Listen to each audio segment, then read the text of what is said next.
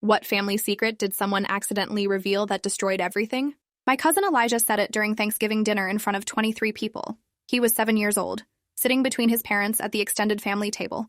When my aunt asked him what he was thankful for this year, Elijah smiled with that gap-toothed grin and announced loudly that he was thankful Grandpa Richard finally stopped touching him at night. The room went silent.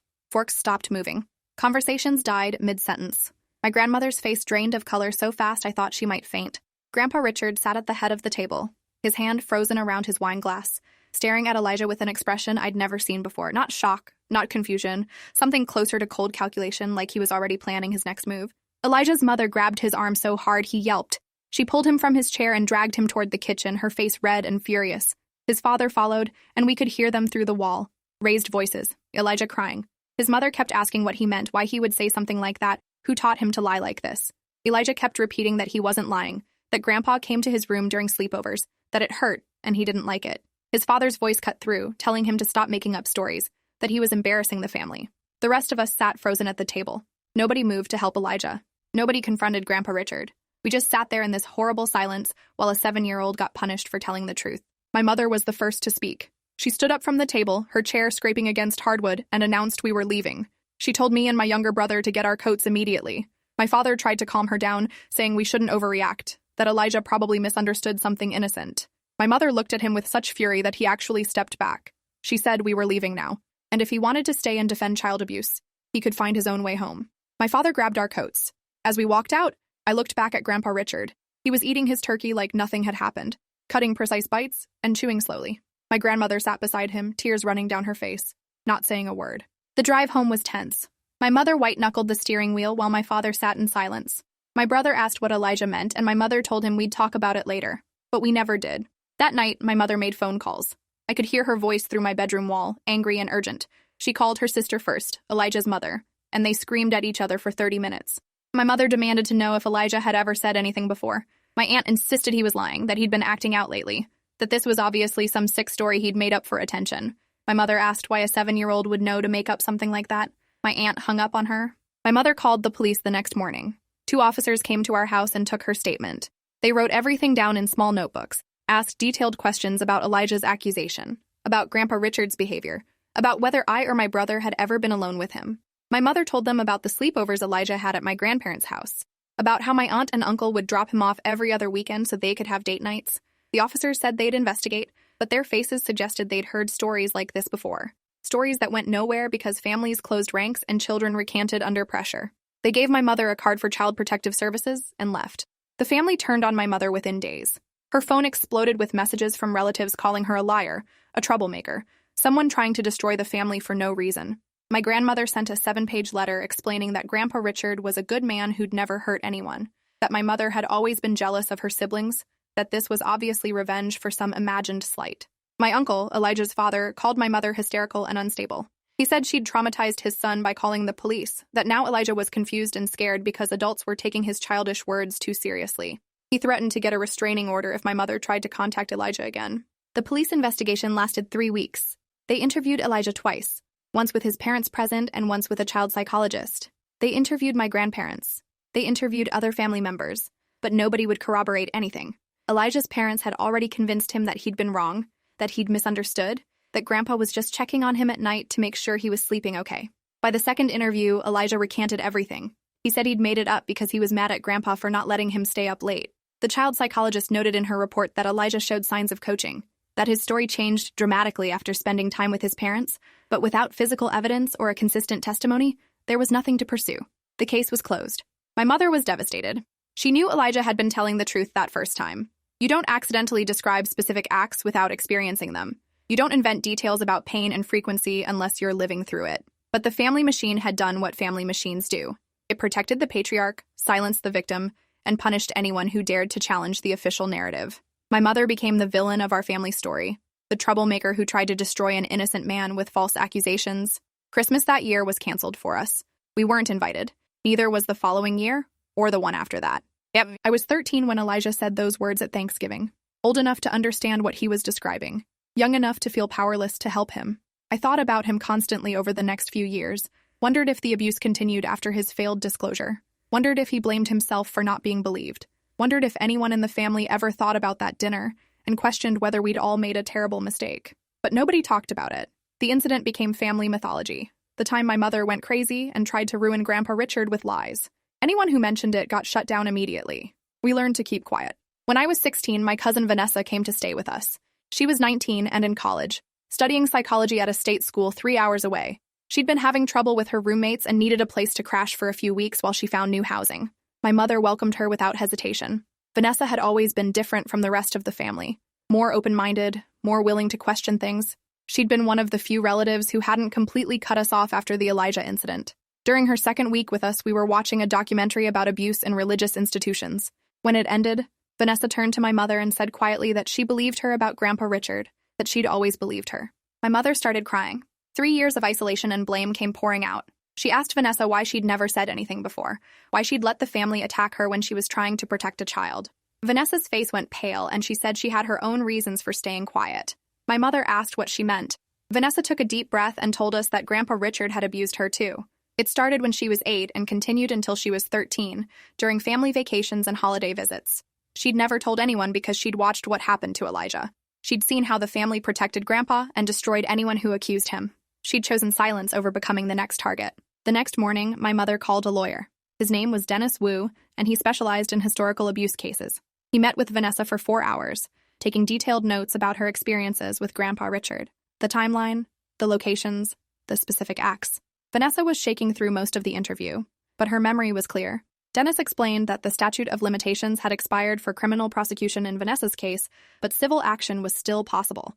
They could sue Grandpa Richard for damages, and the lawsuit itself might encourage other victims to come forward. Sometimes predators had patterns, and patterns meant multiple victims. If they could find others, the case got stronger. Dennis hired a private investigator named Carol Simmons to look into Grandpa Richard's history. Carol had 20 years of experience with abuse cases and knew how to find victims who'd stayed silent. She started by mapping out all the children who'd had significant contact with Grandpa over the past 40 years. His own children, his grandchildren, neighborhood kids, children from his church, students from the elementary school where he'd volunteered. The list was extensive. Grandpa Richard had positioned himself perfectly over decades, always around children, always trusted, always above suspicion. Carol began reaching out to people on the list, carefully, privately, asking if they'd be willing to talk about their experiences. 3 women came forward within the first month, all former students from the elementary school where Grandpa Richard had volunteered as a reading tutor from 1985 to 2003. They ranged in age from 32 to 45 now, but they'd all been between 7 and 9 when Grandpa Richard had abused them. Their stories were sickeningly similar to Vanessa's. The grooming process, the escalation, the threats to keep quiet, the way he'd positioned himself as a trusted mentor before crossing boundaries. One woman named Delilah had tried to tell her parents when she was 8. They'd dismissed it as misunderstanding, just like Elijah's parents had. She'd never spoken about it again until Carol's phone call. Dennis filed the civil lawsuit in March, representing Vanessa and the 3 women from the elementary school. The complaint detailed decades of abuse, Grandpa Richard's pattern of targeting vulnerable children, and the institutional failures that enabled him. They sued Grandpa Richard personally and the elementary school for negligence in supervision. The school's insurance company immediately lawyered up. The case would take years to resolve, but the filing alone was enough to blow the family apart. News spread fast. Relatives called my mother screaming about betrayal, about airing private matters in public court, about destroying Grandpa's legacy. My grandmother hired her own lawyer and issued a statement calling the accusations false and motivated by money. She stood by her husband completely. The local newspaper picked up the story within a week. Reporter named Jasmine Park did a thorough investigation, interviewing the plaintiffs, reviewing court documents, and digging into Grandpa Richard's volunteer history. She found disturbing gaps in the elementary school's screening process. Grandpa Richard had never undergone a background check before volunteering. He'd simply been allowed access to children because he was charming and persistent and the school was understaffed. Jasmine's article ran on the front page with the headline, "Decades of Abuse Hidden in Plain Sight." It detailed the allegations, the pattern, and the institutional failures that enabled a predator. My grandparents' phone number was published. They received hundreds of calls, some supportive, most condemning. Grandpa Richard's lawyer issued a denial statement. He called the lawsuit a coordinated attack by troubled women seeking money from an elderly man. He suggested my mother had orchestrated the whole thing out of spite, that she'd coached these women to lie just like she'd coached Elijah years ago. The statement painted Grandpa as the victim of a modern witch hunt, a good man destroyed by false accusations in an era where all men were presumed guilty. Some people believed this narrative, but more people believed the 4 women whose stories aligned too perfectly to be fabricated. Abusers follow patterns. Grandpa Richard's pattern was undeniable once you saw it. The elementary school settled their portion of the lawsuit 6 months later for an undisclosed amount. Part of the settlement included mandatory background checks for all volunteers and employees, updated training on recognizing abuse, and an independent review of their policies. It wasn't enough to undo the damage, but it might protect future children. Grandpa Richard's personal case continued. He refused to settle, refused to admit any wrongdoing, insisted on taking it to trial. His lawyer seemed confident. Old men with good reputations often won these cases. Juries were skeptical of historical claims without physical evidence. Memory was fallible. People lied for money. All the usual defenses. Then Carol found another victim. His name was Julian Reeves, and he'd been Grandpa Richard's next-door neighbor from 1979 to 1984.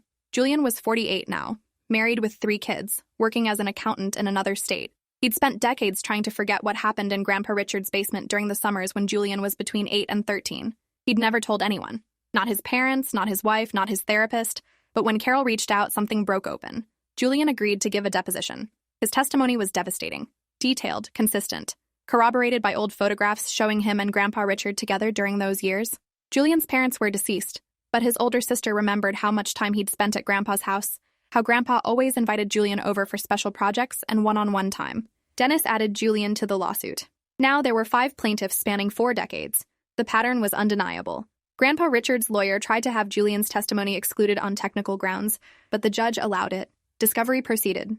Grandpa Richard was forced to sit for a deposition where he was questioned for 8 hours about his relationships with children, his volunteer work, his access to victims. He denied everything, claimed perfect memory of innocence despite being 79 years old.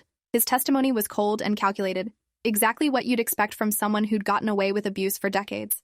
He showed no emotion, no empathy, no recognition that even if he believed himself innocent, these people believed they'd been harmed. The trial date was set for October. My mother started getting threatening messages as it approached. Anonymous emails calling her a family destroyer, saying she'd burn in hell for what she'd done to her father. Someone spray-painted liar across our garage door. The police report went nowhere. My mother installed security cameras and changed her phone number. She'd expected backlash, but the hatred was more intense than she'd anticipated. Half the family had completely cut contact. The other half sent periodic messages blaming her for tearing everyone apart. Nobody seemed to consider that Grandpa Richard had torn the family apart decades ago. They'd just been living in a comfortable lie. My grandmother filed for divorce 2 weeks before the trial. Her lawyer released a statement saying she could no longer defend her husband in light of overwhelming evidence. But those of us who knew her understood this was strategy, not conscience. Divorcing Grandpa Richard protected their assets from the lawsuit. If he lost, the plaintiffs couldn't touch my grandmother's half of their wealth. She'd spent 54 years married to a child abuser and only left when it became financially prudent. She moved in with my uncle, Elijah's father, who welcomed her with open arms. They maintained that Grandpa Richard was innocent, that the divorce was just protecting the family from gold diggers. The cognitive dissonance was staggering. Elijah was 12 now. I'd seen him a few times over the years at neutral family events like funerals, but we'd never talked about Thanksgiving 5 years ago. He'd grown quiet and withdrawn, nothing like the energetic kid he'd been. His parents had him in therapy, but from what I'd overheard, they'd found a therapist who specialized in treating children who made false accusations. They were still convinced he'd lied. The trial was forcing Elijah back into the spotlight. Dennis's team had tried to get his original statement admitted as evidence, but Elijah's parents refused to let him testify. They threatened legal action if anyone contacted him. Dennis respected their wishes, but noted in his filings that the pattern of silencing victims was itself evidence of Grandpa Richard's power over the family. The trial lasted 3 weeks. I attended every day with my mother, sitting in the gallery and watching 5 survivors testify about their abuse. Vanessa went first. She was calm and detailed, walking the jury through years of grooming and violation.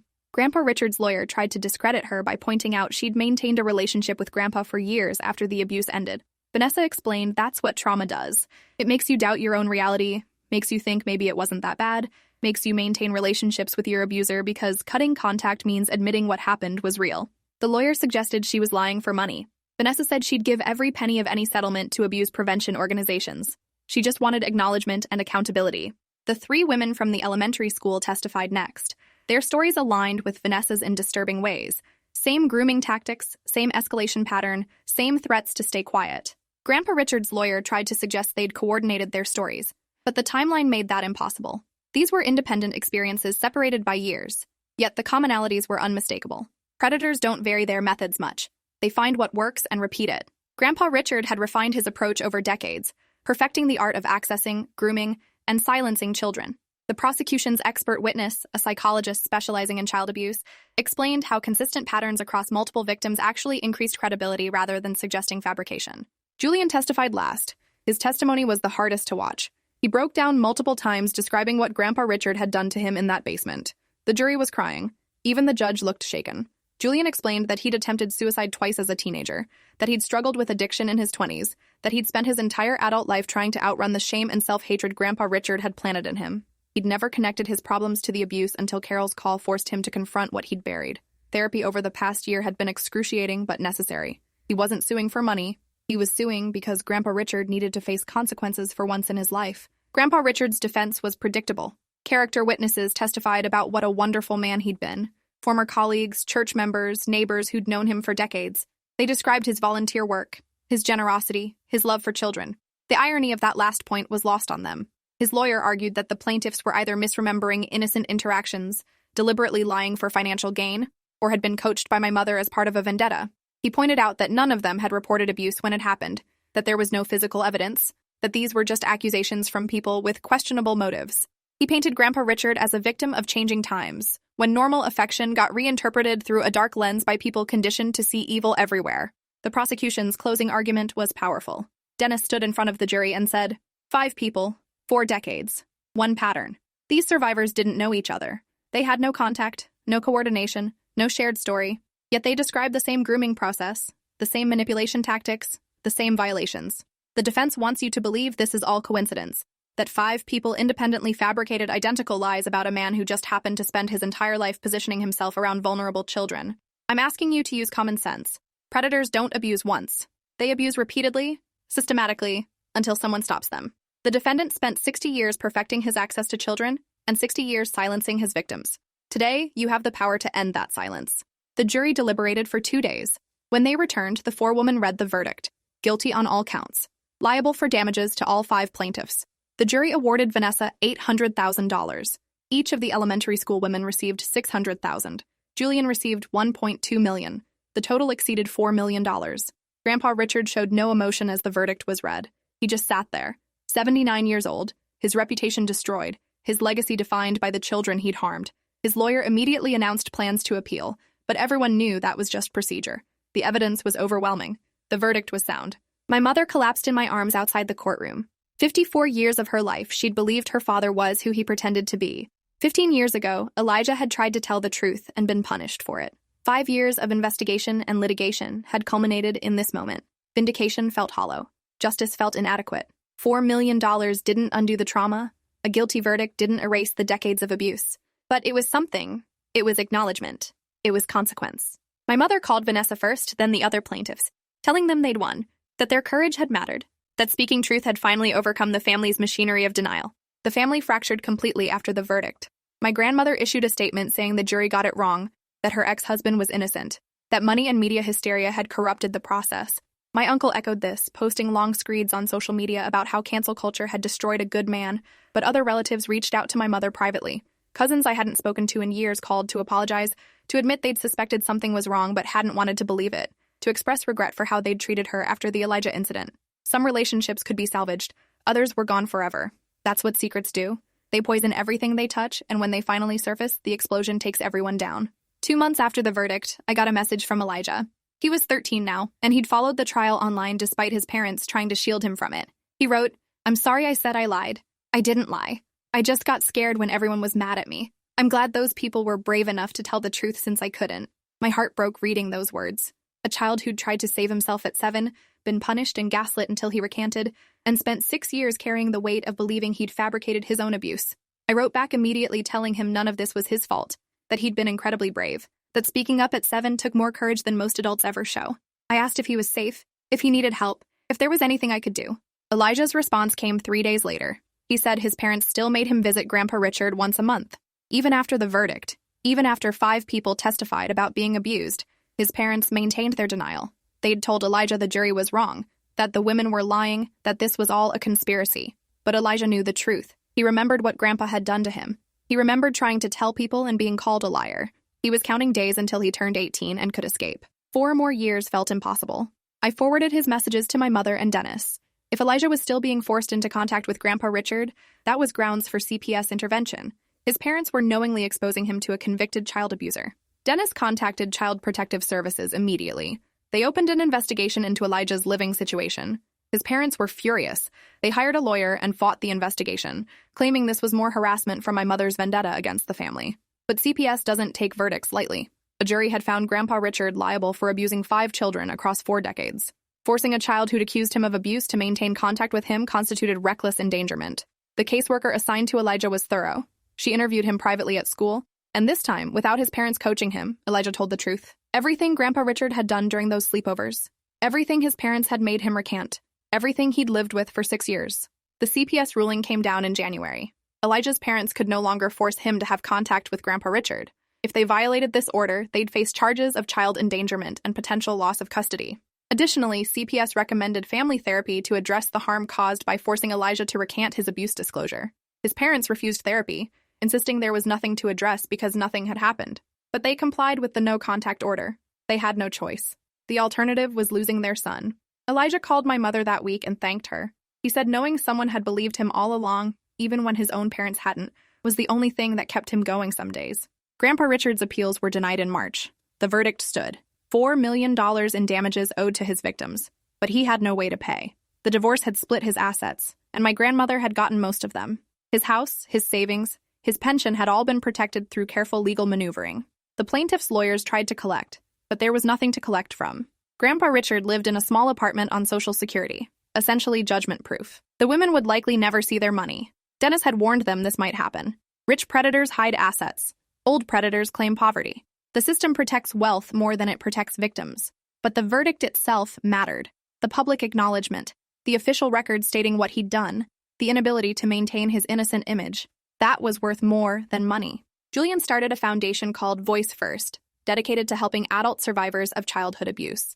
He used his own money, not the uncollected judgment, to fund counseling services, legal support, and advocacy programs. The foundation's mission was built on one principle: believe survivors the first time they speak. Don't wait for perfect victims or perfect evidence. Don't demand proof that trauma erases. Just listen, believe, and act. Within the first year, Voice First helped 83 survivors navigate legal systems, access therapy, and find community. Julian said the trial had destroyed him and rebuilt him simultaneously. He couldn't undo what Grandpa Richard had done, but he could help ensure fewer children suffered in silence. My grandmother died 2 years after the verdict. Heart attack at 76. She'd never acknowledged what her husband had done, never apologized for enabling him, never reached out to the survivors. She went to her grave defending a predator because admitting the truth would have meant admitting she'd chosen comfort over protecting children. Her funeral was well attended by family members who still believed Grandpa Richard's innocence. My mother didn't go. Neither did I. We'd mourned the grandmother we thought we knew years ago. The woman who died was someone else entirely. Someone who'd valued reputation over truth, silence over safety, and family mythology over children's lives. Grandpa Richard outlived her by 3 years. He died at 84 in a nursing home, alone except for staff. None of his children visited in his final months except my uncle, who maintained the vigil of denial until the end. The obituary my uncle wrote painted Grandpa as a devoted educator, generous volunteer, and loving family man falsely accused by troubled individuals. It mentioned his 54 years of marriage, his service to the community, his passion for helping children learn to read.